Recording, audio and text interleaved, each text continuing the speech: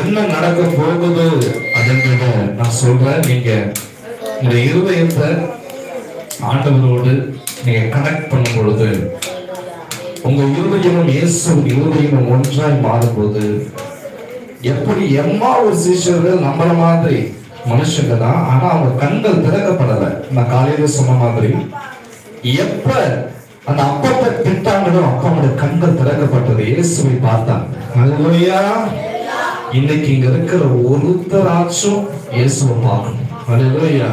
அப்பா என் கண்களை திறங்கப்பா, என் கண்களை திறங்க, நான் தரிசனத்தை பார்க்கணும்.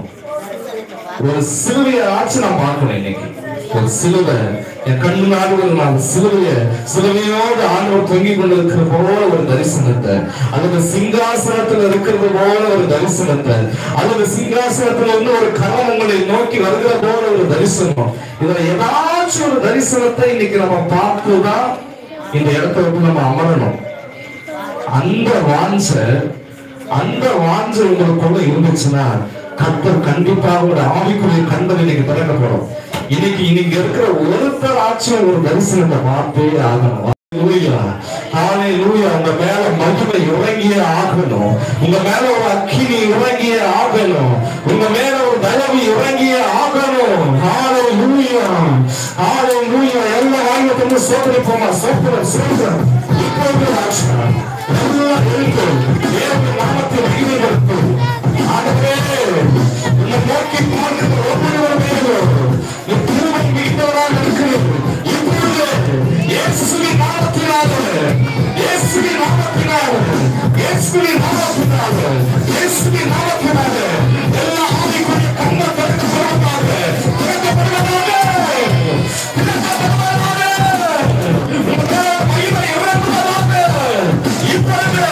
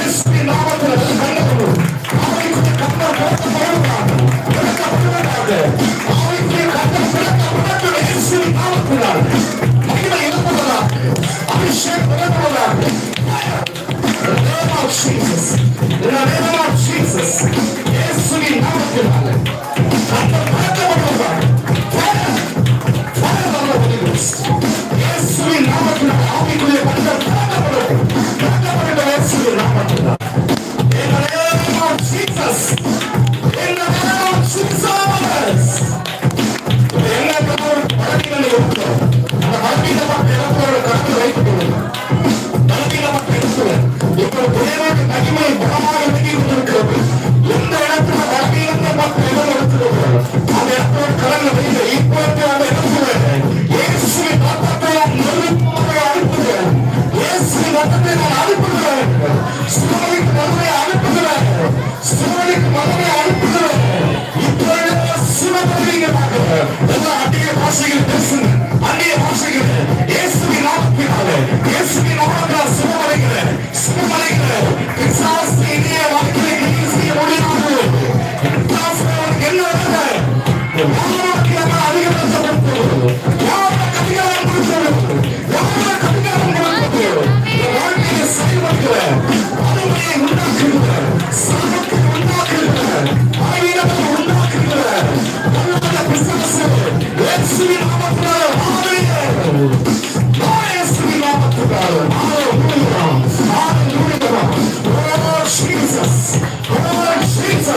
இப்போது தியானிகள் சுலபமாக இருக்கிறது.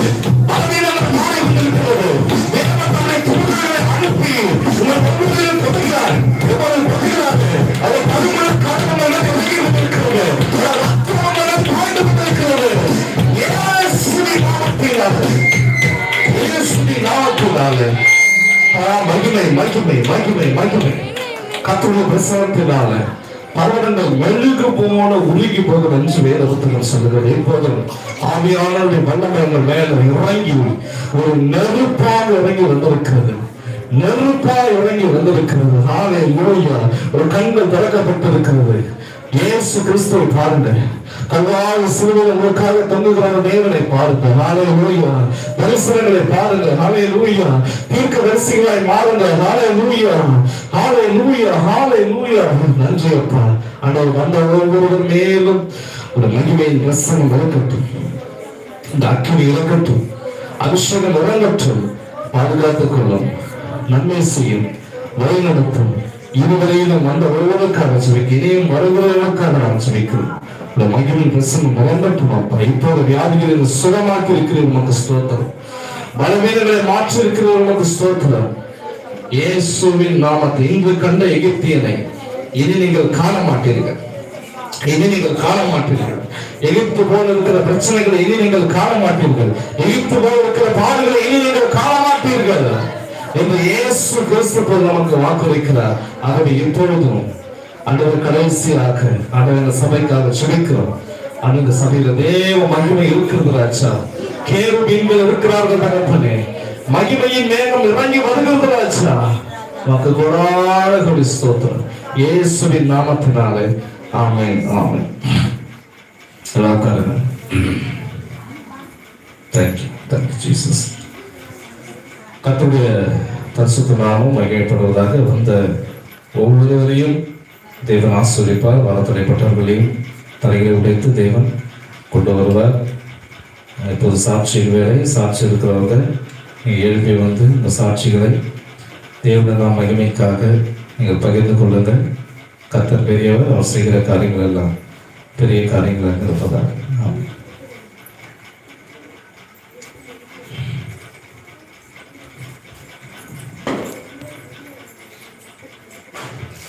கர்த்தர் நாமத்துக்கு ஸ்தோத்திரம். கர்த்தர் கடந்த வாரம் போது எங்களை கண்மணி போல் காத்து அடையல் குடும்பத்தையும் கணவர் பிள்ளை ஆண்டவர் சபைக்கு கிருபை செய்த தேவனுக்கு ஸ்தோத்திரம். நாளில் கூட போன வாரம் நான் வர முடியல.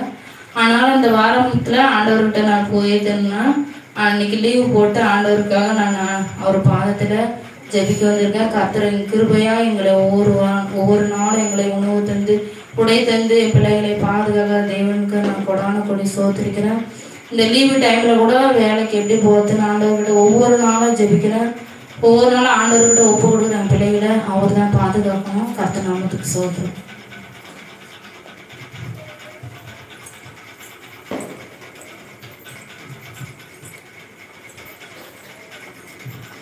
கர்த்தர் பரிசுத்த நாமத்துக்கு ஸ்தோத்திரம். கடந்த வாரம் முழுவதும் கண்மணி போல காத்த தேவனுக்கு கொடான கொடி ஸ்தோத்திரம். இந்த தாசன் சொன்னது போல நான் தினந்தோறும் ஜெபிக்கிறதுனால என் உடம்புக்கு எந்த சோர்வையும் பலவீனமும் நெருங்காதபடிக்கு என் தேவன் என்னை பாதுகாத்து வரார். கொஞ்சம் தூரம் நடக்கவும் என் தேவன் கால் வலி இல்லாதபடி நடந்து வரும் தேவன் சுகத்தை கொடுத்திருக்கிறார். கர்த்தர் பரிசுத்த நாமத்துக்கு ஸ்தோத்திரம்.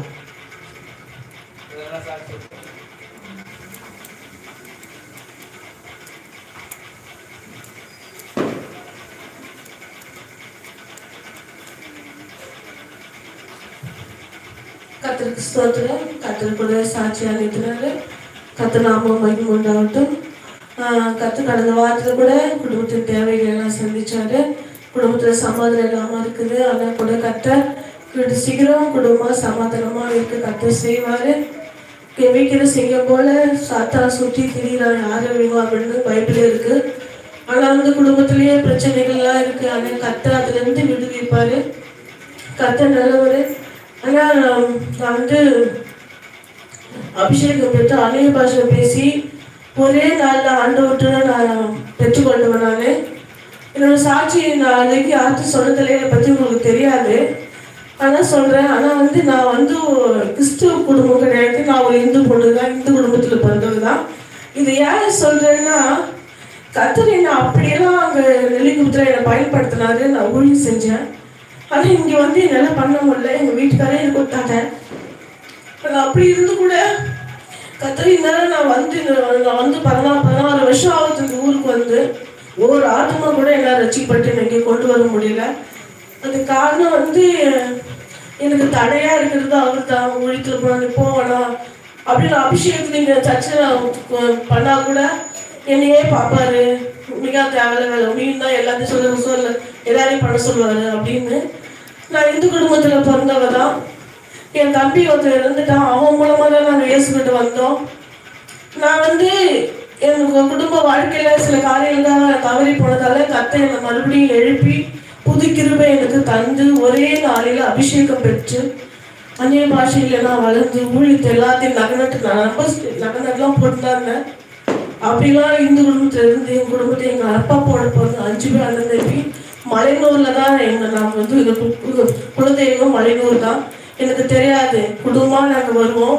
அப்போ தான் தெரியும் இந்த செஞ்சு என்னான்னு எனக்கு அப்போ எல்லாம் சொல்லுவாங்க. அப்படி இந்து குடும்பத்தில் இருந்து நான் ஒரு ஆள் தான் இந்து குடும்பத்திலேருந்து நான் இயேசுவை ரசிக்கப்பட்டு வந்தேன். அப்படி இருந்து ஊழியம் செஞ்சு எங்கள் அப்பா 5 பேர் அண்ணன் தம்பிகளை நான் ஏதோ ஒரு காரணத்துக்காக சபையில் 21 நாள் உபவாசம் போட்டேன். பச்சை தண்ணி கூட இல்லாமல் சபையில் போய் ஏன் சொல்கிறேன்னா இப்படிலாம் நான் ஊழியம் அங்கே பண்ணேன். ஆனால் இங்கே வந்து என்னால் ஒரு ஆத்மா ஆதாயம் படுத்த என்னால் முடியல. பின்மாற்றம் போகிறாங்க, சபையில் எப்படி இருக்கு அப்படின்னு சொல்லிட்டு 21 நாள் உபவாசம் போட்டு நான் சபையில் போய் இருந்தேன். என்னை பார்க்கறதுக்கு வந்து எங்கள் சித்தப்பா எங்கள் பெரியப்பா எல்லாம் என்னை பார்க்க வந்து ரசிக்கப்பட்டாங்க. இப்படி ஒரு தெய்வம் 21 நாள் உபவாசம் போட்டு நீ உயிரோடு இருக்கிறேன்னா அப்போ அந்த தெய்வம் எப்படிப்பட்டவராக இருப்பாருன்னு அப்படி என்னை பார்க்க வந்து அநேக 3 குடும்பம். இப்போ நீங்கள் நான் பொய் சொல்ல நினைக்காதீங்க, இந்த பைபிளை சொல்கிறேன், அவ்வளோ உண்மை.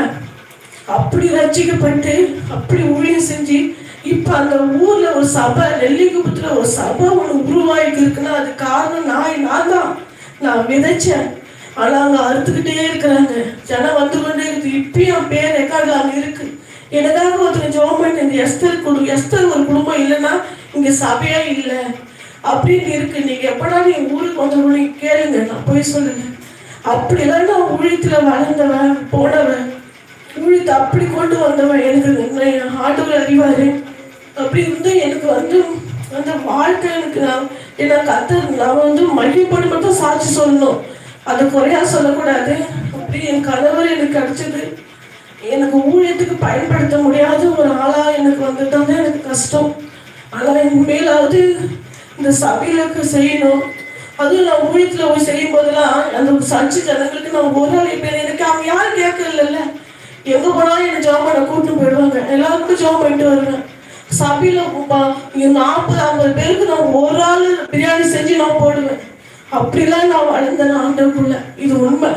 அப்படி இருந்து என்னால் நீ ஒன்றுமே பண்ண முடியல. கடை இன்னைக்கு கூட அக்கா இல்லையா எங்க ஜனங்களுக்கெல்லாம் டீ போட்டு சாப்பாடு போட்டு தந்துட்டு என் கணவர் ஒரு தடையாக இருப்பாருன்னு சொல்லிட்டு அவர் பிளான் பண்ணி நான் அமுச்சிட்டேன்.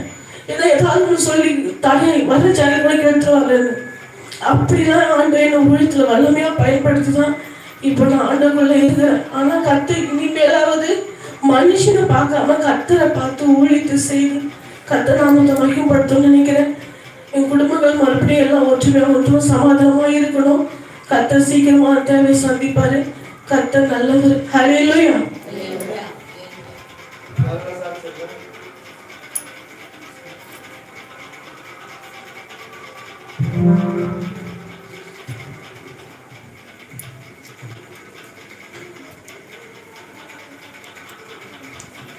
கர்த்தருடைய பரிசுத்த நாமம் மகிமைப்படுவதாக.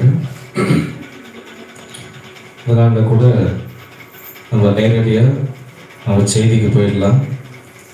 ஒரே ஒரு சங்கீத பகுதியை மட்டும் நம்ம வாசிச்சுட்டு ஒரே ஒரு வசனத்தை 47ஆம் சங்கீதம் எல்லாம் எழுதுருங்க. சொல்லலாம் 41ஆம் சங்கீதம் 1-3 வசனத்தை மாத்திரம் நம்ம வாசித்து நேரடியாக நம்ம செய்திக்கு போயிடலாம். எடுத்துட்டீங்களா? ரைட். சிறுமைப்பட்டவன் மேல் சிந்தை உள்ளவன் பாக்கியவான், தீங்கு நாளில் கர்த்தர் அவனை விடுவிப்பார்.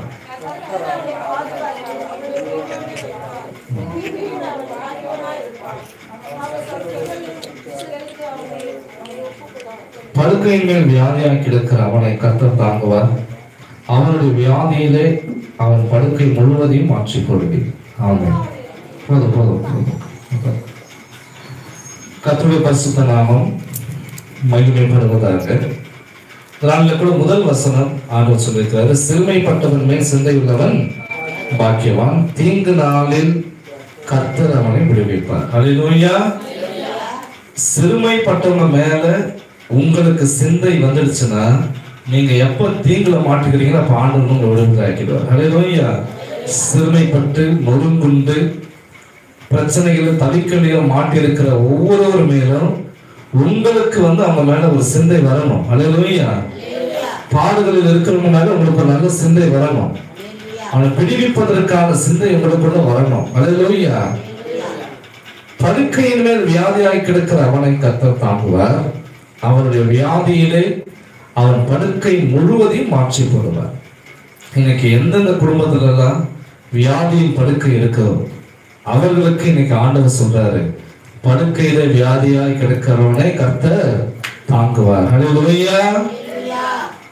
ஒரு நபர் ஜப்பான் தேசத்துல ஒரு நபர் வாழ்ந்துட்டு வந்தார். அவர் பேர் ஜான். இங்க கூட ஒரு ஜான் இருக்கிறாப்புல. அல்லேலூயா.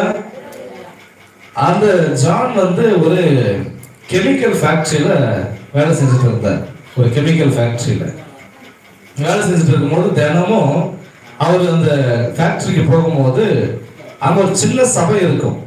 அந்த சின்ன சபை, சின்ன தேவாலயம், ஒரு 10 பேர் தான் நிற்க முடியும். அது உள்ள போயிட்டு தினமும் ஆண்டவருக்கு நன்றி சொல்லிட்டு போவாராம். ஒரு நாள் விடாம தினமும் ஜெபம் பண்ணிட்டு போவாராம். படிப்பறிவு இல்லாத மனுஷன். ஒரு நாள் என்ன ஆச்சுன்னா, அந்த கெமிக்கல்லாம் லங்ஸ்ல நுரையீரல் அஃபெக்ட் ஆகி அவருக்கு ஒரு நுரையீரல்லாம் ரொம்ப பாதிக்கப்பட்டுடுச்சு. அவர் ஹாஸ்பிட்டல்ல சேர்த்துட்டாங்க. சேர்த்துட்டு அப்புறம் வேலைக்கு போக முடியலன்னு அவருக்கு ஃபீலிங் வரல. வேலைக்கு போகும்போது சர்ச்சுக்கு போக முடியலன்னு ஒரு ஃபீலிங் ஆயிட்டு அவரு. என்னப்பா பண்றது அப்படின்னு சொல்லிட்டு அவரே தராத்தினே இருக்கிறாரு. அப்புறம் ரொம்ப கண்ணீர் விட்டு இருக்கிறாரு. ஆண்டவர்கிட்ட சொல்லியிருக்கிறாரு, ஒரு நாள் கூட பாக்கி இல்லாம நான் என்ன பண்ணேன், உங்களை தேடி வந்தேன்.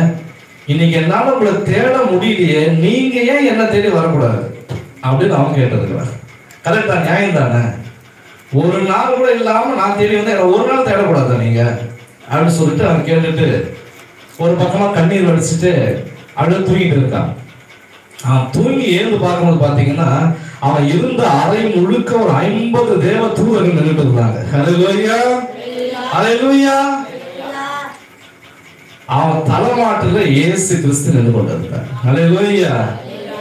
இத்தனை நாள் நீ என்ன தேடி வந்தல்ல, இன்னைக்கு நான் உன்னை தேடி வந்திருக்கிறேன், உன்னை சுகமாக்கும்படியாக அப்படின்னு சொல்லிட்டு அவன் மேல கையை வச்சிருக்கிறாரு. அந்த லங்ஸ் எல்லாம் அஃபெக்ட் ஆன லங்ஸ் எல்லாம் நார்மல் ஆகி அன்னைக்கே டிஸ்சார்ஜ் ஆகி அன்னைக்கே அவன் சர்ச்சுக்கு போயிட்டான். ஹல்லேலூயா. ஏன் சொல்றேன்னா, கர்த்தர் யாரை வந்து தேடுறாரு தெரியுமா? ஆவியில் நொறுங்குண்டு ஒரு மனுஷன் இருக்கிறான் பாருங்க, ரொம்ப கஷ்டப்பட்டு வேதனையோட பிரச்சனையோட இருக்கிறான் பாருங்க, அந்த மனுஷனை தான் முதல்ல ஆண்டவர் தேடுவார். முதல்ல சந்தோஷத்தோடு இருக்கிறவனால ஆண்டவர் தேடுறதே கிடையாது. அல்லேலூயா. யாருக்காக தேவன் தன்னுடைய தூதர்களை அனுப்புறாரு, யாருக்கு உதவி செய்கிறாரு? எந்த மனுஷன் ஆவியில நொறுங்குண்டு ரொம்ப மோசமான கட்டத்துல இருக்கிறான் பாருங்க. எளிய ஆவியில நொறுங்குண்டு தனியா போய் செடி ஓரத்துல படுத்துட்டு இருக்கிறான். அவன் சந்தோஷமா இருக்கும்போது நடந்த அற்புதத்தை விட சோகத்துல இருக்கும்போது நடந்த அற்புதம் தான் பெருசு. அல்லேலூயா. நமக்கு சாப்பாடு வேணும்னா டிஃபன் கேரியர்ல நம்ம வீட்டுல கட்டி கொடுப்பாங்க, எடுத்துட்டு போவோம் வருவோம். ஆனா எலியாக்கு யார் எடுத்துட்டு வந்து சாப்பாடு கொடுத்தது? காக்கா எடுத்துட்டு வந்து சாப்பாடு கொடுக்குது. அல்லேலூயா. இங்க கூட ஒரு நாள் நாய் உயிரோடு இருக்கும்போது ஒரு விஷயம் சொன்னாங்க. அப்போ வந்து ரொம்ப வறுமையான ஒரு சுச்சுவேஷனு. அந்த வறுமையின் பிடியில் இருக்கும்போது ஆண்டவர்கிட்ட ஜெபிக்கிறாங்களாம். எலியாவை மாத்திரம் காகத்தை வச்சு போஷித்தீங்களா ஆண்டவரே, எங்களை போஷிக்க கூடாதா அப்படின்னு சொல்லிட்டு அங்க ஜெபம் பண்ணியிருக்காரு. ஜெபம் பண்ணி ஒரு மணி நேரம் கழிச்சு பார்த்தீங்கன்னா ஒரு காக்கா ஒரு கவரை கொத்திக்கிட்டு வந்து அவன் மேல போட்டுச்சான். அல்லேலூயா. என்னப்பா அந்த கவர்ல அப்படி இருக்கு அப்படின்னு பாத்தீங்கன்னா தங்க மூக்குத்தி இருந்திருக்குது. அல்லேலூயா. அன்னைக்கு வந்து அது கம்மி ரேட்டா தான் இருந்திருக்கலாம் ஒரு வேலை, ஆனா அதை வித்து அவங்க 3 மாசம் உட்காந்து சாப்பிட்டு இருக்கிறாங்க. அல்லேலூயா.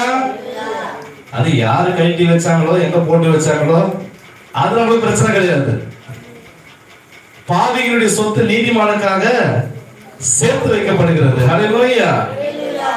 நீ கட்டாத வீட்டுல குடியிருப்ப, நடாத திராட்சை தோட்டத்தின் கனியை புசிப்ப. இதெல்லாம் யார் சொல்றது? ஆண்டவராகிய இயேசு கிறிஸ்து சொல்றாரு. அல்லேலூயா. எத்தனையோ பேர் வண்டி வாங்குவான் ஆனா ஓட்ட மாட்டான், உங்ககிட்ட கொடுத்துட்டு போயிடுவான். அல்லேலூயா. வீடு கட்டுவான் ஆனா தங்க மாட்டான். ஏன் தெரியுமா?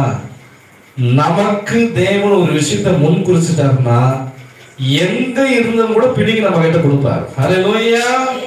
அல்லேலூயா. பாருங்க, அன்னைக்கு எலியாவுக்கு மாத்திரமல்ல, இன்னைக்கும் தேவன் நமக்கும் உதவி செய்கிற தேவனாக இருக்கிறார். அல்லேலூயா. அப்ப ஆண்டவரிடத்துல கேளுங்க. எலியாவுக்கு பிரெட் எடுத்துட்டு வந்து போட்டுச்சு காக்கா, நீங்களும் கேளுங்க. அதனால நீங்க போய் மூக்குத்தி மட்டும் கேட்க கூடாது. அல்லேலூயா. எங்களுக்கு மூக்குத்தி கொடுங்க ஆண்டவரே, இந்த பக்கம் ஒரு ஓட்டை வந்து அடைச்சு போய் கிடக்குது, எடுத்து போட்டுக்கிறோம் அப்படின்னு கேட்காம எலியாவை போஷித்த மாதிரி எங்களை போஷிங்கன்னு கேளுங்க. அல்லேலூயா. ஆண்டவர் என்ன பண்ணுவாரு? போஷிப்பாரு. உண்மையான சில பேர் என்ன பண்றாங்க, நாங்க இந்த பாக்கத்துல சொன்னேன், பாக்கத்துல இந்த மாதிரி எலியாவை என் ஆயாக்கு வந்து எலியாவின் ஜெபம் மாதிரி ஜெபம் பண்ணாங்க, மூக்குத்தியத்தை வந்து போட்டுச்சுன்னு சொல்லிட்டு.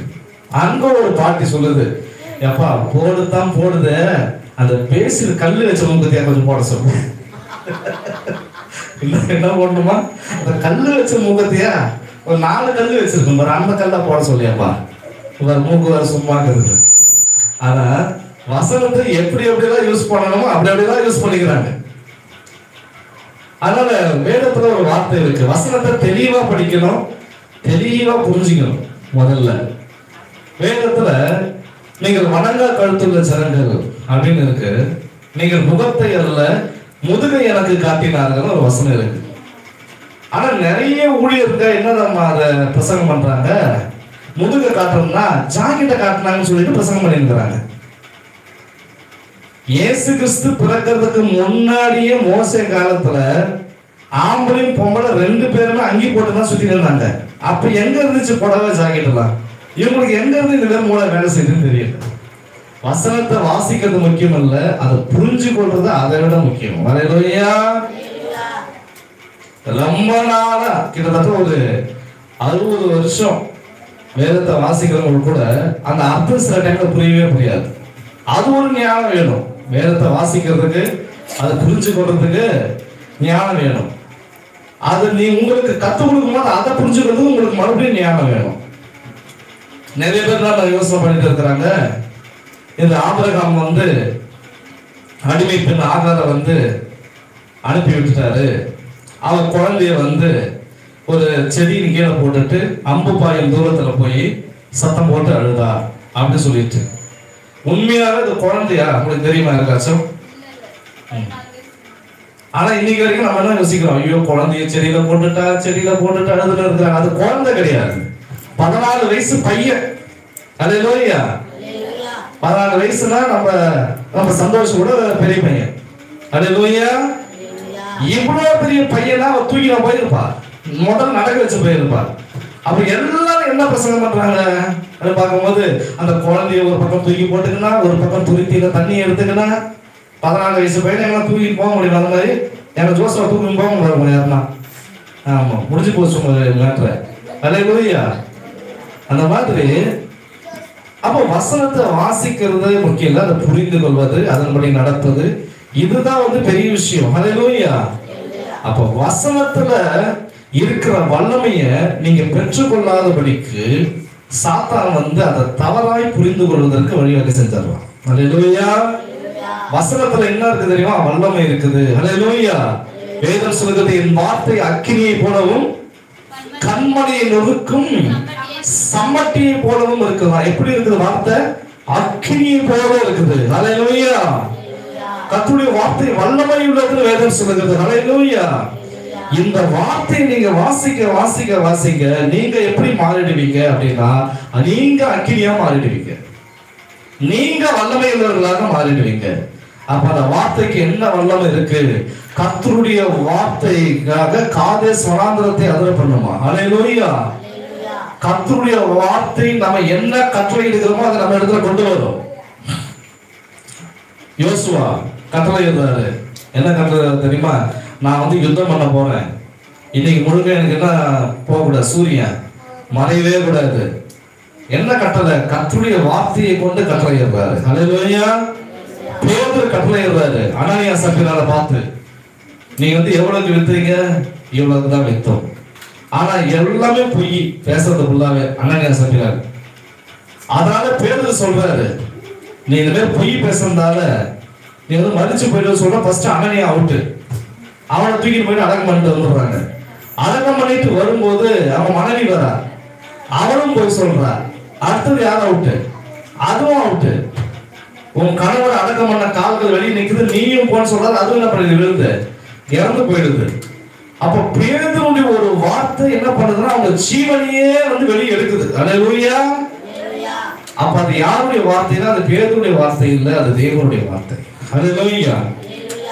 கர்த்தருடைய வார்த்தை எங்கேயோ அங்க விடுதலை உண்டு, கர்த்தருடைய ஆவி எங்கேயோ அங்க விடுதலை உண்டு. சத்தியத்தை அறிவீர்கள், சத்தியம் உங்களை விடுதலையாக்கும். அல்லேலூயா. என்ன தெரியணும்? சத்தியத்தையும் அறியுங்கள். அல்லேலூயா. அப்ப நம்ம அறிஞ்சு கொள்ள வேண்டிய விஷயம் என்னன்னா, முதல்ல சத்தியத்தை அறியணும், வேதத்தை அறியணும். அந்த வேதத்திலிருந்து வருகிற விடுதலையை அப்பதான் நம்ம பெற்றுக்கொள்ளவே முடியும். அல்லேலூயா. ஒரு நபர் ஒரு அம்மா தென்கொரியா தேசத்துல ஒரு 82 வயசு அந்த தாயாரு. அவங்களுக்கு 100 வருஷம் வாழணும்னு ஒரு ஆசை. 100 வருஷம் பூமியில வாழணும் அப்படின்னு ஒரு ஆசை. ஆனா 82 வயசுல அவங்களுக்கு என்ன வந்துச்சுன்னா, ரத்தத்துல புற்றுநோய் வந்துருச்சு. அப்புறம் நம்ம நல்லா ஜெபம் பண்ணோம், நல்லா பைபிள் படிப்பாங்க. அப்ப ஆண்டவரத்துல அவங்க கேட்கறாங்களா, ரத்த புற்றுநோய் ஒண்ணு வந்தா 2 வருஷத்துக்கு மேல யாரும் உயிரோட வர சரித்திரம் இல்லை. ஆனா எசேக்கியா ராஜாக்கு மாத்திரம் நீ 15 வருஷம் நீங்க கூட்டு கொடுப்பீங்க, எனக்கு கொடுக்க மாட்டீங்களான்னு அது கேட்டுக்குது. அல்லேலூயா. சில டைம்ல நாமளும் என்ன பண்ணணும், ஆண்டவரே இந்த மாதிரி திருப்பி நம்ம கேட்கணும். அதனால எசேக்கியாவுக்கு மாத்திரம் கொடுத்தீங்க, பேதுருக்கு மாத்திரம் பரலோகத்தின் திறவுகளை கொடுத்தீங்க, எலியாவுக்கு மாத்திரம் காக்கா போஜனம் கொடுத்துச்சு அப்படின்னு நாமளும் என்ன பண்ணணும், ஆண்டவர் சில டைம்ல ரிமைண்ட் பண்ணி கேட்கணும். அப்படி கேட்கும் போதுதான் அந்த வசனம் அங்க செயல்பட ஆரம்பிக்கும். அல்லேலூயா. அந்த வசனம் அந்த செயல்பாட்டுக்கு கொண்டு வருவார் ஆண்டவர். அப்ப கேளுங்கள் அப்பொழுது உங்களுக்கு கொடுக்கப்படும். அல்லேலூயா. கேட்கிற எவனும் பெற்றுக்கொள்கிறான். கேட்கிற வெள்ளையா இருக்கிறவன் பெற்றுக்கொள்கிறான்கிறதா, கருப்பம் பெற்றுக்கொள்வான்கிறதா, இல்ல இந்த மதத்தினர் பெற்றுக்கொள்வான்கிறதா, இந்த ஜாதி இருக்கா? இல்ல, கேட்கிற எவனும் பெற்றுக்கொள்கிறான். அல்லேலூயா. அதனால நீங்க கேட்டீங்கன்னா நீங்க கண்டிப்பாக பெற்றுக்கொள்வீங்க. அல்லேலூயா. அதனாலதான் வேதம் சொல்கிறது, என் நாமத்தினாலே நீங்கள் எதை கேட்டாலும் அதை நான் செய்வேன். ஹல்லேலூயா. இன்னைக்கு இயேசுவின் நாமத்தினால இன்னைக்கு இந்த சபையில் நீங்க என்ன கேட்டுட்டு போறீங்களோ இந்த வாரத்துல தேவன் உங்களுக்கு செய்வார். விசுவாசிகள் மாத்திரம் கடமை தட்டுங்க பார்ப்போம். நல்லா விசுவாசிக்கிறவங்க மாத்திரம் இன்னைக்கு நான் இதை கேட்டுட்டு போறேன். அது சுகமோ பலனோ ஜீவனோ ஆரோக்கியமோ எதுவா இருந்தாலும் சரி, ஏன்னா அவர் தானே சொல்லியிருக்கிறாரு, அவருடைய வார்த்தை தானே. என் நாமத்துல எதை கேட்டாலும் செய்வேன்னு சொல்லிட்டார். அப்ப ஆண்டவரிடத்துல கேட்கும் போது நீங்க எப்படி கேட்கணும்னா, முதலாவது நீங்க கேட்கும் போது விசுவாசத்தோடு கேட்கணும். அல்லேலூயா. விசுவாசம் இல்லாமல் எந்த கிரியையுமே நடக்காது. எல்லாமே விசுவாசத்தின் அடிப்படையில தான் நடந்து கொண்டிருக்கிறது. அல்லேலூயா. அதனாலதான் ஆண்டவர் சொல்லியிருக்கிறாரு, விசுவாசிக்கிறவனுக்கு எல்லாம் கூடும். அல்லேலூயா. நீ விசுவாசித்தபடியே உனக்கு ஆக கடவுது. நீ விசுவாசித்தால் தேவனுடைய மகிமையை காண்பாய். விசுவாசத்தினால் நீதிமான் பிழைப்பான். பாருங்க, விசுவாசத்துல எவ்வளவு வல்லமை இருக்கு பாருங்க. அல்லேலூயா. இன்னைக்கு நீங்க விசுவாசிக்கணும். என்ன விசுவாசிக்கணும்? நான் எதை கேட்டாலும் எனக்கு அவர் கொடுப்பார். அல்லேலூயா. நான் எதை கேட்டாலும் அவர் எனக்கு அற்புதங்களை கொண்டு இந்த வாசற்படியின் கடவுளை தட்ட வைப்பார். அல்லேலூயா. நீங்க இயேசுவை தேட ஆரம்பிச்சிட்டீங்கன்னா அவர் உங்களை தேட ஆரம்பிச்சிருவார். அல்லேலூயா. முதலாவது தேவனுடைய ராஜ்யத்தையும் அவருடைய நீதியையும் தேடுங்கள், பிறகுதான் எல்லாம் உங்களுக்கு என்ன பண்ணும்? கூட கொடுக்கப்படும். இப்ப நம்ம எதை முதல்ல தேடணும்? அவருடைய ராஜ்யத்தையும் அடுத்தது அவருடைய நீதியையும் நம்ம தேட ஆரம்பிச்சிட்டோம்னா வேற எதையும் நம்ம தேட தேவை, அதெல்லாம் நம்ம தேடிக்கிட்டு இருக்கோம். அல்லேலூயா. அது எல்லாமே நம்மளை தேடும். ஆசீர்வாதம் நம்மளை துரத்திக்கிட்டு வரும், நன்மைகள் நம்மளை துரத்திட்டு வரும். இருப்பா இருப்பா, உனக்கு 1 லட்சம் ரூபாய் நான் கொடுத்துட்டு கிளம்பிடுறேன் அப்படி, அது நம்மளை துரத்தும். அல்லேலூயா. ஆனா நாம எதை துரத்துறோம் அப்படின்னு பாத்தீங்கன்னா, இயேசுவை தேடாம உலக பொருளை நம்ம தேடும் பொழுது நம்ம உலகத்துக்குரியவர்களாக நம்ம மாறிவிட்டோம். அல்லேலூயா. நீங்க வசனத்தை தேடணும், ஆண்டோட வார்த்தையை தேடணும். அது இந்த வசனம் எங்க இருக்குன்னு தேடி தேடி தேடி கண்டுபிடிக்கணும். அல்லேலூயா. ஒவ்வொரு நாளும் ஜெபத்துல தேவனை தேடணும். அப்படி நீங்க ஜெபிக்க ஆரம்பிச்சிட்டீங்கன்னா நீங்க ஒரு சூப்பர் நேச்சுரல் பர்சன். ஜெபம் இல்லாத ஒரு மனுஷனை தேவன் தன்னுடைய கரத்துல எடுத்து பயன்படுத்தவே முடியாது. எப்படியாச்சும் வகையில ஜெபம் பண்ணிடணும். அல்லேலூயா. நம்ம கூட சொன்னோம், ஒரு நாளைக்கு நீங்க எவ்வளவு நேரம் ஜெபம் பண்ணணும்னு சொல்லிட்டு 2 மணி நேரம் ஜெபம் பண்ணணும்னு சொல்லிட்டு எத்தனை பேர் பண்ணீங்க? இந்த வாரம் யாராவது பண்ணீங்க? சரி சரி, 1 மணி நேரம். ரைட். தாத்தா பண்ணியிருக்காரு. ரைட். அல்லேலூயா. ஆனா நீங்க உண்மையாவே அப்படி ஜெபம் பண்ணி தான் பாருங்களேன், 2 மாசம் கழிச்சு உங்களுடைய வீட்டுடைய நிலைமையை பாருங்க. அல்லேலூயா. உங்களுடைய அபிஷேகத்தினுடைய நிலைமையை பாருங்க, உங்களுடைய ஆவியினுடைய வல்லமையை பாருங்க. நீங்க ஜெபிக்க ஜெபிக்க ஜெபிக்க தான் வல்லமை பெருகும். அல்லேலூயா. கிருபைகள் பெருகும். அல்லேலூயா.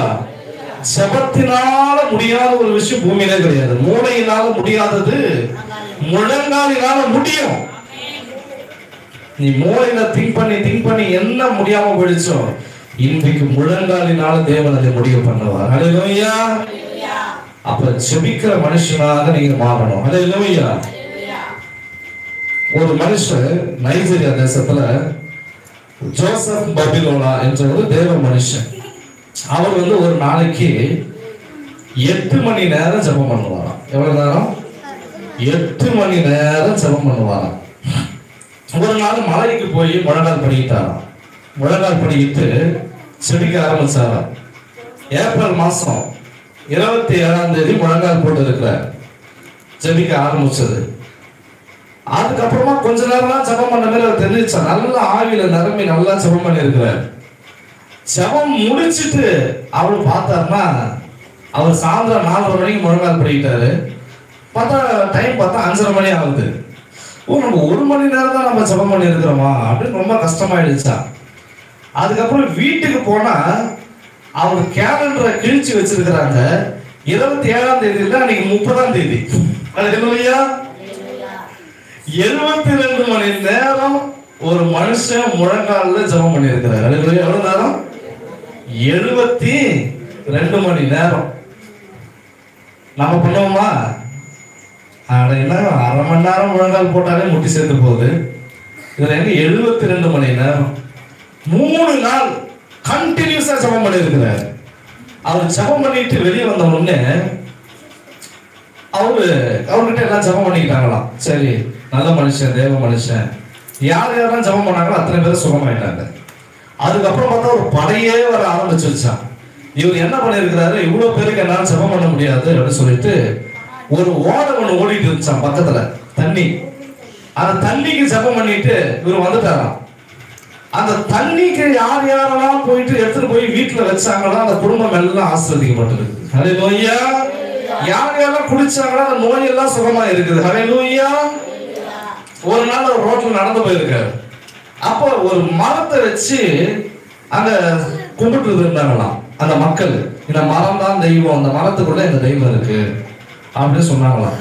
இவர் சொன்னா, மரத்துக்குள்ளதான் தெய்வம் இல்லாம மரமே கடவுள் படைப்பு தான், அதெல்லாம் நீங்க சொல்லாதீங்கன்னு சொல்லிட்டு கம்முனுங்க, நீங்க அந்த மரத்தை அப்படி சொல்லாதீங்க, வாயில போடுங்க அப்படின்னு அந்த மக்கள்.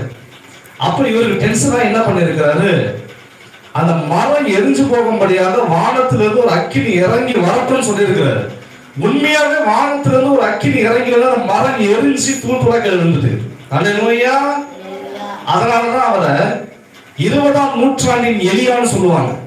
இந்த நூற்றாண்டுல அவர் ஒரு எலியான்னு சொல்லிட்டு இது எல்லாம் அவரால் செய்ய முடிஞ்சதுக்கு ஒரு காரணம். என்ன காரணம்? ஜெபம். அல்லேலூயா. அப்ப நீங்க செபிக்க ஆரம்பிச்சிட்டீங்கன்னா நீங்களும் எப்படி மாறுவீங்க? இப்படி நெருப்பா நீங்க மாறுவீங்க. அல்லேலூயா. அபிஷேகம் உடையவர்களாக நீங்க மாறுவீங்க. அல்லேலூயா. நன்மை உடையவர்களாக நீங்க மாறுவீங்க. நீங்க வேலை செய்யற இடத்துல உங்க மேல இருக்கிற அபிஷேகம் அங்க போயிடுச்சுன்னா அவன் தானா பிசாசு பிடிச்சு ஆட ஆரம்பிச்சிடும். அப்ப என்னன்னா நமக்குள்ள என்ன இருக்கணும்? அபிஷேகம் இருக்கணும். அல்லேலூயா.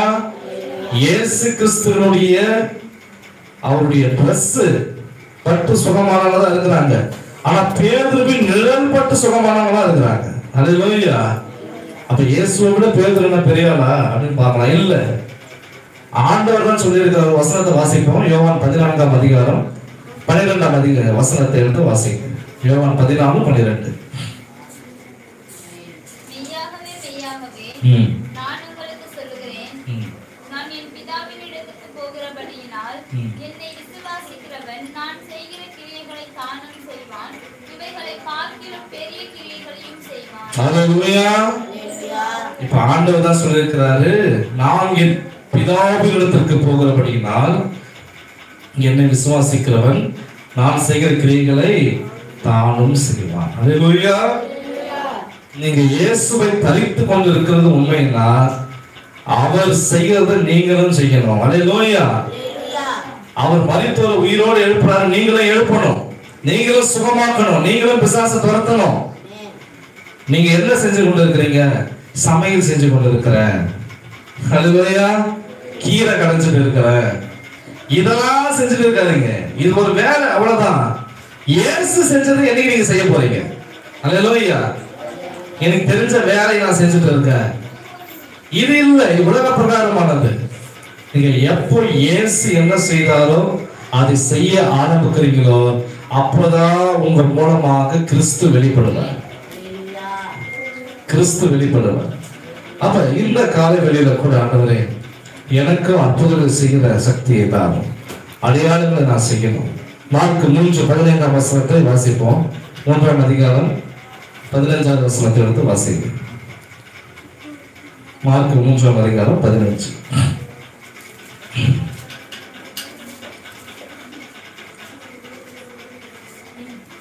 3:15 எடுத்துறீங்களா?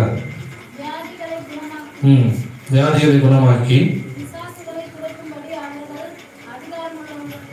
இருக்கவும் அவர்களை ஏற்படுத்தினார். ஹல்லேலூயா. இல்ல உற்சாகமா ஹல்லேலூயா சொல்லுங்க. ஹல்லேலூயா.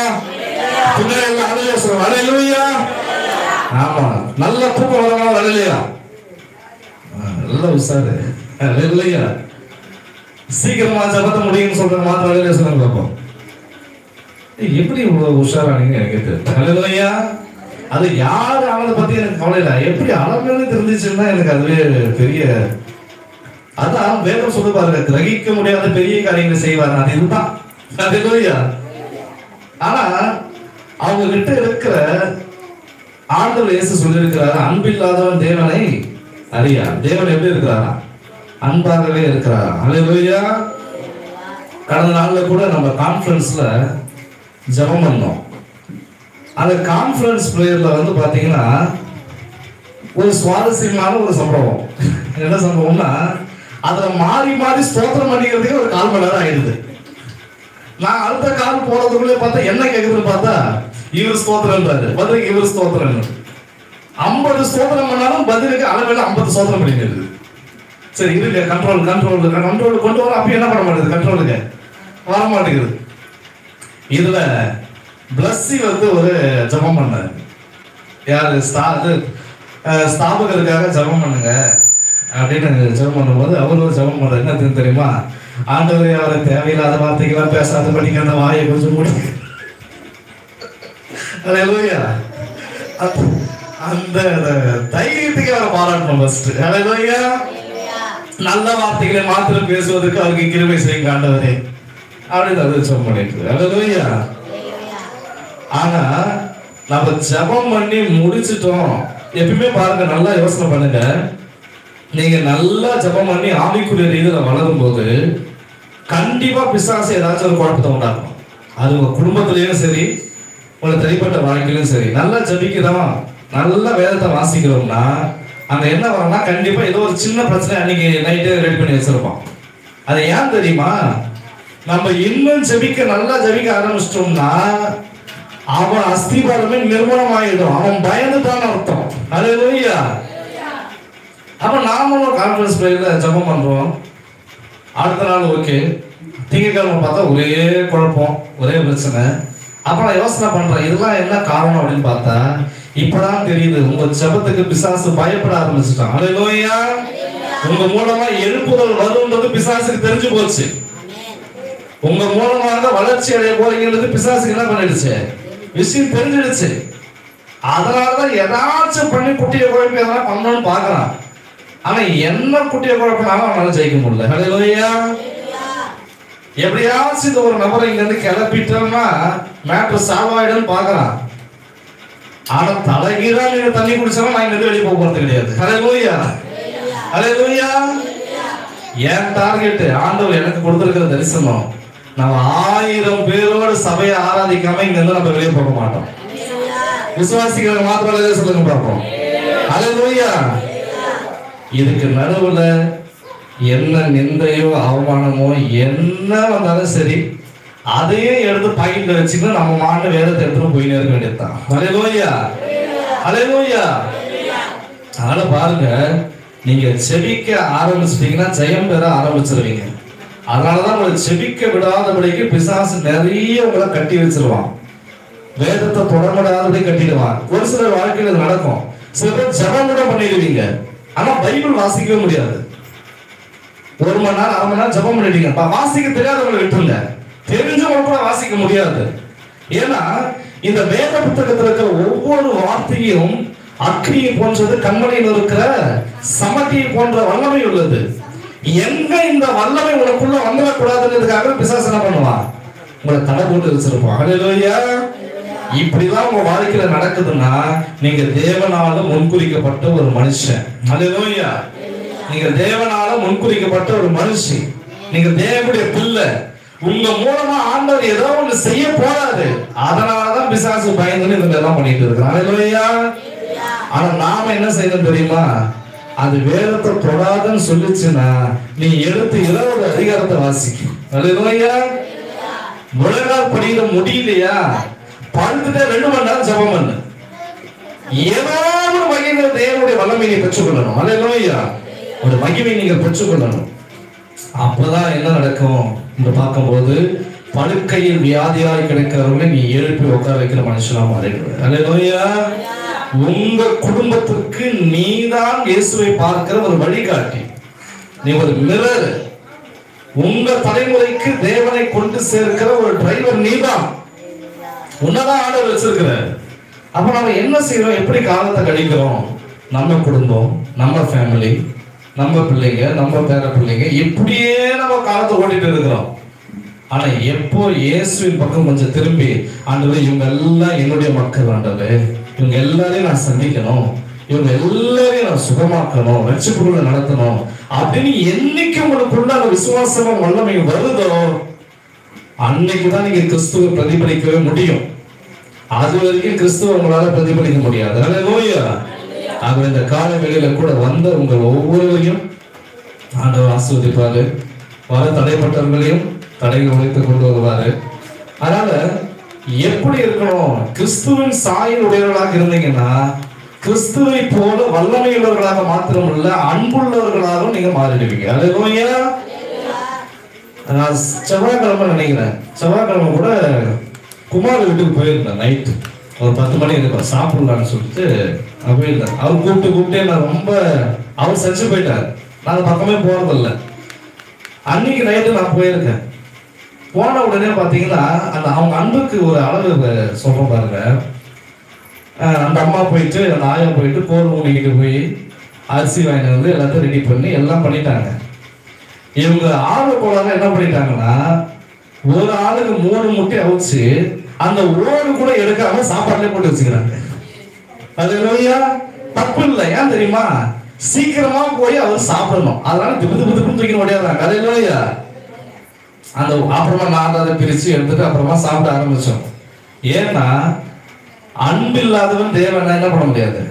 உங்களுக்கு என்ன வல்லமை இருந்தாலும், வரங்கள் இருந்தாலும், கிருபைகள் இருந்தாலும், அன்பில்லாத ஒரு மனுஷன் தேவன் கிட்ட போகவே முடியாது. அல்லேலூயா. இயேசு கிறிஸ்து நினைச்சிருந்தார்னா எல்லா தீய மக்களையும் அழிச்சு நல்லவங்களை மட்டும் வாழ வச்சிருக்க முடியுமா? முடியாதா? கண்டிப்பா அவரால் முடியும். ஆனா அவர் அப்படி செய்யாம பாவிகளை ரட்சிக்கவே பூமிக்கு வந்தார். அல்லேலூயா. என்ன காரணம் அப்படின்னு பாத்தீங்கன்னா, அது எப்படிப்பட்டது? அன்புள்ள ஒரு தெய்வம். அல்லேலூயா. அந்த இந்த காலைகளில கூட அந்த அன்புள்ள தேவனை நீங்க பார்க்க வந்திருக்கிறீங்க. அந்த அன்புள்ள தேவனை நீங்கள் ஆராதிக்க வந்திருக்கிறீங்க. அந்த தேவன் இன்னைக்கு அவருடைய நாமத்தினாலே நீங்க எதை கேட்பீங்களோ அதை உங்களுக்கு அவர் செய்வார். நீங்க பாருங்க. அல்லேலூயா.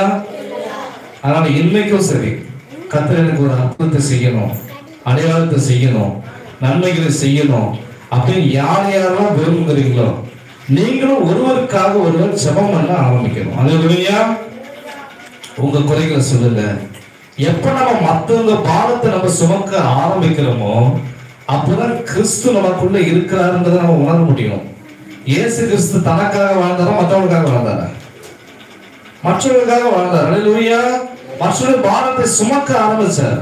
அதாவது வேதம் சொல்றது, கர்த்தர் மேல் உன் பாரத்தை வைத்து விடு, நீதிமானை ஒருபோதும் அவன் தள்ளாட விடவே மாட்டார். அல்லேலூயா. ஆனா வேதம் சொல்கிறது, நீதிமானுக்கு வரும் துன்பங்கள் அநேகமாக இருக்கும், கர்த்தர் அவைகள் எல்லாவற்றிலும் நின்றபடி விடுவிப்பார். அல்லேலூயா. நீதிமானுக்கு தான் துன்பங்கள் அநேகம். சில பேர் யோசிப்பாங்க, என்ன நல்லா ஜெபம் பண்ற, நல்ல வேதத்தை வாசிக்கிறேன், எதுக்கு தாங்க பிரச்சனை வருது அப்படின்னு சில பேர் யோசிக்கலாம். ஆனா வேதமே என்ன சொல்லுது? நீதிமானுக்கு ஒரு துன்பம் தான் என்ன ஜாஸ்தி. ஆனா தேவன் வந்து தவிக்க விட மாட்டார், விடுவிப்பார். அல்லேலூயா. வேதம் சொல்லுகிறது, இந்த உலகத்திலே உங்களுக்கு உபத்திரவம் உண்டு, ஆனாலும் திடம் கொள்ளுங்கள். அல்லேலூயா. நான் உலகத்தை ஜெயித்தேன். அல்லேலூயா. அல்லேலூயா. அப்ப சில நேரத்துல குழப்பங்கள் வருது, பிரச்சனைகள் வருது, பாடுகள் வருதுன்னா அவைகளை தீர்ப்பதற்கான ஞானத்தையும் தேவன் உங்களுக்கு கொடுப்பார். தேசோடு நடந்தா உங்களுக்கு என்ன கிடைக்கும்? அன்பு கிடைக்கும், ஞானம் கிடைக்கும், வல்லமை கிடைக்கும், கிருபைகள் கிடைக்கும். இயேசுவோடு நடக்க நம்ம விரும்பலன்னா பிசாசு ரெடியா இருக்கிறான் கையை பிடிச்சி இழுத்து போறதுக்கு. அல்லேலூயா.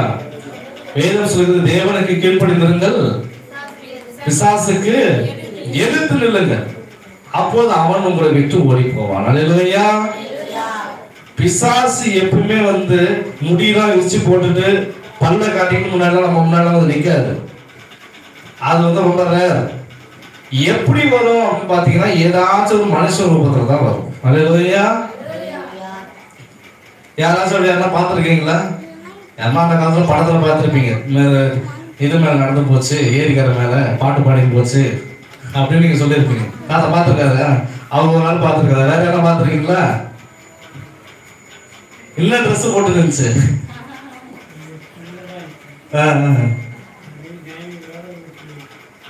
ஓகே, அல்லேலூயா. ஆனா உண்மை எனக்கு அந்த பாக்கியெல்லாம் கிடைக்கல. இதெல்லாம் அதையே நான் பேட்டி எடுப்பேன் நான், உனக்கு என்ன அந்த பக்கம் வேலைன்னு சொல்லிட்டு.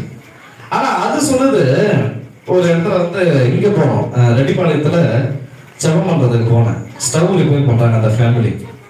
அப்ப எல்லாரும் ஜெபம் பண்ணும்போது எல்லாம் கரெக்டா இருக்காங்க. ஒரு பொண்ணு மாத்திரம் எழுந்து நல்லா ராட்டின மாதிரி சுத்துது. ஏன்டா இங்க ஏன்டா வந்த, இங்க ஏன்டா பையா வந்த, அது ஒரு மரியாதையா பேசுது. அது வேற, அதுக்கு மரியாதையா கிடையாது பாருங்க. இங்க ஏன்டா பையா வந்த, உனக்கு என்னடா இங்க வேலை, அது மாதிரி பேசுது. சரி, நான் கேட்கிறேன், நீ முதல்ல எப்படி இந்த பொண்ணுக்குள்ள வந்த அப்படின்னு கேட்டா சொல்லுது, நான் அந்த பொண்ணுக்குள்ள வரல, அவதான் என்கிட்ட வந்தான் அப்படின்னு. எப்படி வந்தா, பக்கத்து வீட்டுல பன்னிகறி சாப்பிட்டு இருந்தாங்க. இவ ஞானசாமி எடுத்துட்டு என்ன பண்ணிட்டா, ரெண்டாவது மறுபடியும் போயிட்டு எனக்கு கொஞ்சம் குடியாக்கான்னு சொல்லிட்டு கொஞ்சம் வாங்கி சாப்பிட்டா. எது வழியா நான் உள்ள வந்துட்டேன், பன்னிகறி வழியா நான் உள்ள வந்துக்கிறேன். அது இப்ப யார் தப்பு? இவங்க தப்பு தானே. அல்லேலூயா. அப்ப நாம ஞானத்தோடு நடக்கணும். அல்லேலூயா.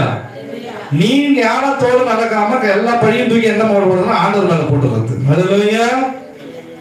செஞ்சில பஸ் ஏறினா நீ செஞ்சில தான் நிக்கணும். திண்டிவனத்துல நின்றுட்டு நான் செஞ்சில பஸ் ஏறினா ஏற முடியுமா? ஏற முடியாது. அல்லேலூயா. அந்த மாதிரி ஞானம் விளங்க உன் வாயை திற. அல்லேலூயா. எப்படி திறக்கணுமா? ஞானம் விளங்க நம்ம வாயை திறக்கணும். நம்ம வாயை திறந்தாதான் ஒரு ஞானம் வெளிப்படணும். பிரச்சனை வெளிப்படக்கூடாது, தொல்லைகள் வெளிப்படக்கூடாது. இவங்க கிட்ட போனா இதுக்கு ஒரு பதில் சொல்லுவாங்க, இவங்க கிட்ட போனா இதுக்கு ஒரு ரியாக்ஷன் இருக்கும் அப்படின்னு சொல்லிட்டு உங்களை தேடி மக்கள் வரணும். அப்ப என்ன கேட்கணும்? ஆண்டவரிடத்துல ஞானத்தை நீங்க கேட்கணும். அல்லேலூயா. கடைசி நேரத்தை கூட ஆண்டவர் அதை செய்வார். அல்லேலூயா. அப்படிதான் இதை நான் ஏற்கனவே உங்கள்கிட்ட சொல்லியிருக்கேன், நீங்க உங்களோட மறந்துருக்கலாம். எப்படி ஞானம் வந்து கடைசி நேரத்துல வருது அப்படின்னு பார்க்கும்போது, ஒரு கணவனும் மனைவியும் வாழ்ந்துருக்கிறாங்க கிராமத்துல. ஆனா கணவனுக்கு வந்து சுத்தமா வந்து படிப்பறிவுனே சுத்தமா இல்லை. அவர் காலையில இருந்து இரவு வரைக்கும் கழனியில வேலை செஞ்சுட்டு தான் வருவார். அப்போ ஒரு நாள் அவர் வேலை செஞ்சுட்டு இருக்கும்போது, வேலை செஞ்சு 2 பேரும் சாப்பிடுறாங்க, அவரும் அவருடைய நண்பரும். சாப்பிடும்போது சாப்பிட்டே இருக்கும்போது எதிரில் இருக்கிறவங்க புறையறிச்சு, அப்படி தட்டுவாங்க இல்லையா, புறையறிச்சு. அப்போ இவன் கேட்கறான்னா, என்னப்பா இது சாப்பிடும்போது ஏன் அவனுக்கு அடிக்கடி இந்த மாதிரி ஆகுது அப்படின்னு கேட்டோன்னு அவன் சொல்லியிருக்கான், யதார்த்தமா சொல்லியிருக்கான், என் பொண்டாட்டி சும்மா இருக்க மாட்டேறப்பா, வீட்டில் உட்காந்து என்னையே நினைச்சுக்கிறா போல இருக்குது, அதனாலதான் இதாகி போச்சு, எனக்கு சாப்பிடும்போது புறையறிச்சு அப்படின்னு இவன் சொல்லியிருக்கான். இவனுக்கு ஒரே டென்ஷன்.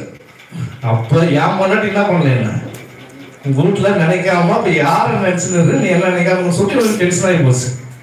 வீட்டுல போனோம்னா டிஃபன் கேரியர் எல்லாத்தையும் தூக்கி கடாசி என்னடி பண்ணிக்கிற அப்படின்னு கேட்டுக்கிறேன். சும்மா தான் கேட்கிறேன். ஏன் சும்மா இருக்கிற?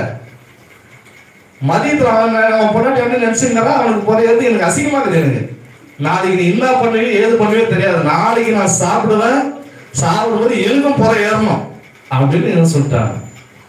இதுக்கு வந்து எவ்வளவு சொல்லிக்கையோ அதெல்லாம் வந்து இயற்கை தானாதான் வரும், அப்படிலாம் ஒண்ணும் கிடையாது அப்படின்னு எவ்வளோ சொல்லி பார்த்துக்குது. கேட்கவே இல்லை.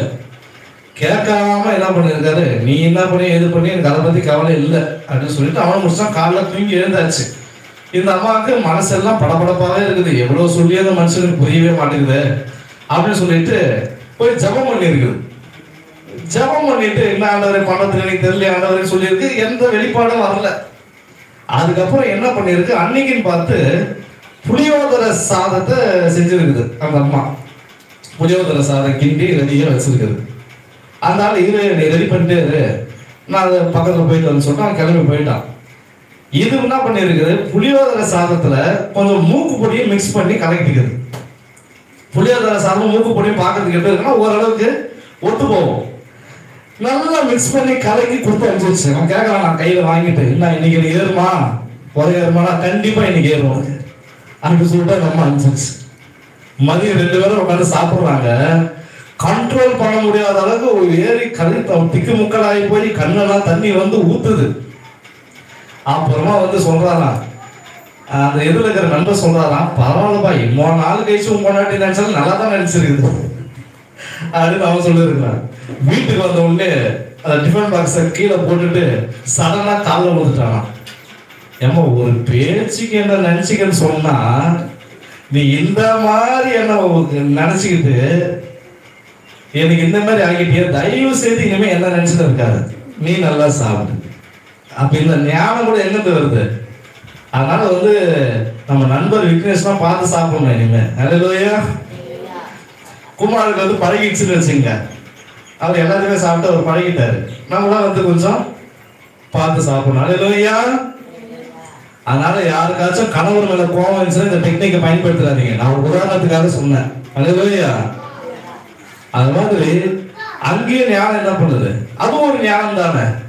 அது யாரும் அவ்வளவு சீக்கிரம் வெளிப்படுறது இல்லை பாருங்க. அதனால ஆண்டவர்கிட்ட நம்ம என்ன கேளுங்க, ஞானத்தை கேளுங்க, அறிவு கேளுங்க, வல்லமையை கேளுங்க, வரங்களை கேளுங்க.